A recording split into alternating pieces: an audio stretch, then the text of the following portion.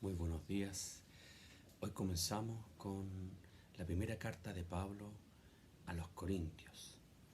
Se cree que se escribió entre el 55 y el 56 después de Cristo.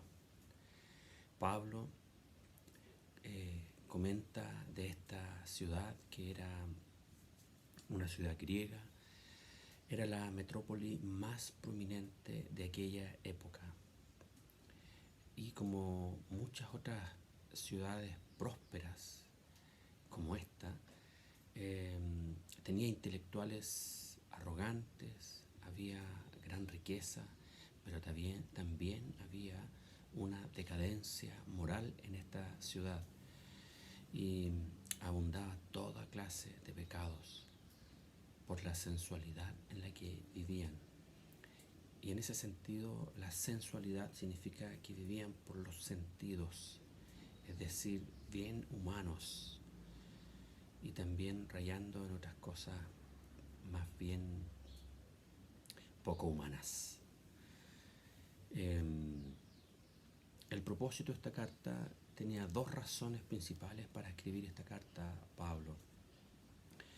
Primero, él estuvo ahí cuando fundó la iglesia y luego se tuvo que ir y escribió cartas a los de Corintios para corregir problemas que habían al interior de la iglesia.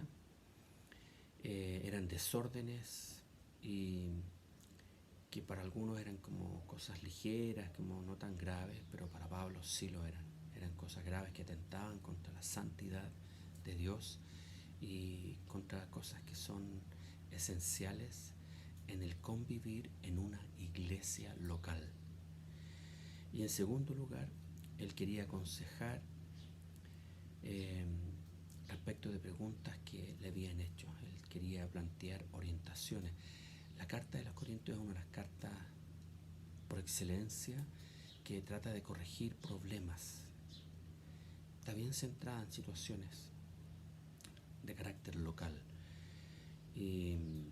Pero estas orientaciones incluían asuntos doctrinales, es decir, desde la palabra, cosas teológicas profundas, de conducta y de pureza de las personas, pero también de la comunidad. Y a medida que pasen los días voy a ir dando otras características de esta carta para poder concentrarme en el escrito. Y comienza diciendo en el versículo 2 que somos llamados a ser santos. La Biblia dice en el Antiguo Testamento, sed santos como yo soy santo, lo dice Dios. Entonces, continúa con otros temas importantes en su deseo. Dice el versículo 6, así como el testimonio acerca de Cristo ha sido confirmado en vosotros. Él está escribiendo esta carta para confirmar a los corintios y les dice de tal manera que nada os falte en ningún don. Él estaba elogiando a los corintios porque Dios en su gracia les había concedido dones espirituales específicos, pero que necesitaba él que fueran desarrollados al interior de la iglesia, en comunidad, en unidad, en unanimidad y de manera espiritual.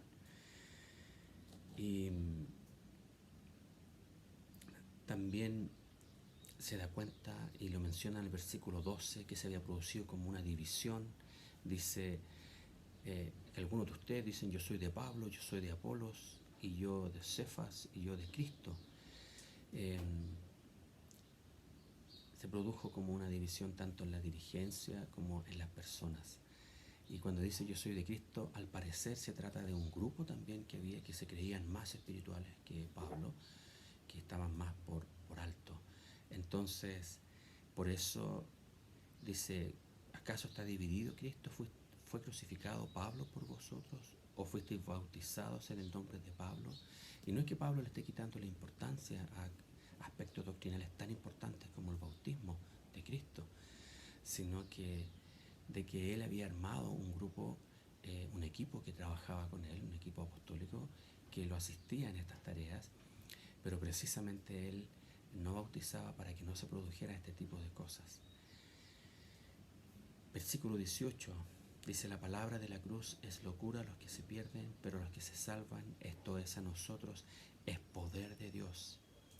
Porque está escrito, destruiré la sabiduría de los sabios y desecharé el entendimiento de los entendidos.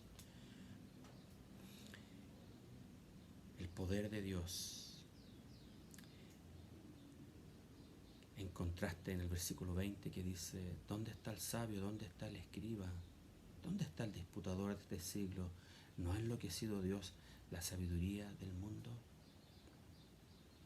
Porque no conocieron a Dios a través de la sabiduría del mundo. Porque esa sabiduría, escuché, excluye a Dios.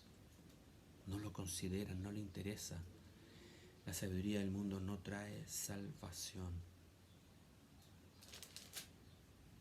Él no nos llama a vivir por esa sabiduría. Porque quiero terminar con el 28, dice que lo vil del mundo y lo menospreciado escogió Dios y lo que no es para deshacer lo que es, a fin de que nadie se jacte en su presencia.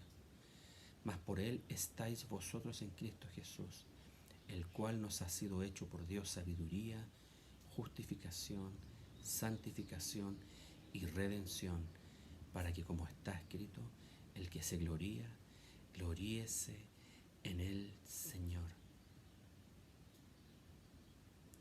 Solamente por medio de Cristo que usted, que el creyente, recibe sabiduría de Dios y experimenta en su vida esa justicia de Dios, su voluntad.